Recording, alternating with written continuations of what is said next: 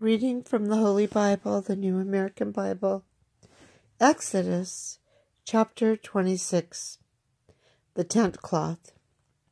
The dwelling itself you shall make out of sheets woven of fine linen, twined, and of violet, purple, and scarlet yarn, with cherubim embroidered on them. The length of each shall be 28 cubits, and the width 4 cubits. All the sheets shall be of the same size. 5 of the sheets are to be sewed together, edge to edge, and the same for the other 5. Make loops of violet yarn along the edge of the end sheet in one set, and the same along the edge of the end sheet in the other set. There are to be 50 loops along the edge of the end sheet in one set and 50 loops along the edge of the corresponding sheet in the second set, and so placed that the loops are directly opposite each other. Then make 50 clasps of gold with which to join the 2 sets of sheets, so that the dwelling forms one whole. Also make sheets woven of goat hair, to be used as a tent covering over the dwelling. 11 such sheets are to be made. The length of each shall be 30 cubits, and the width 4 cubits. All 11 sheets shall be of the same size. So 5 of the sheets edge to edge into one set, and the other 6 sheets into another set. Use the 6th sheet double at the front of the tent.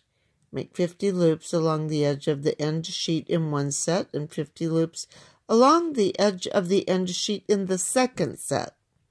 Also make 50 bronze clasps and put them into the loops to join the tent into one whole.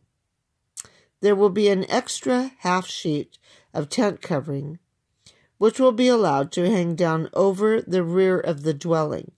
Likewise, the sheets of the tent will have an extra cubit's length to be left hanging down on either side of the dwelling to protect it. Over the tent itself you shall make a covering of ram's skins dyed red, and above that a covering of tahash skins. The wooden walls. You shall make boards of acacia wood as walls for the dwelling. The length of each board is to be 10 cubits, and its width 1½ cubits. Each board shall have 2 arms that shall serve to fasten the boards in line. In this way all the boards of the dwelling are to be made.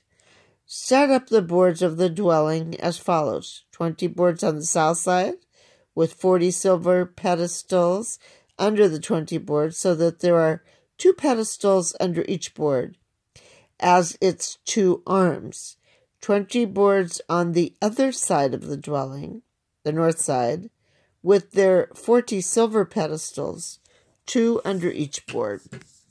6 boards for the rear of the dwelling to the west, and 2 boards for the corner of the rear of the dwelling.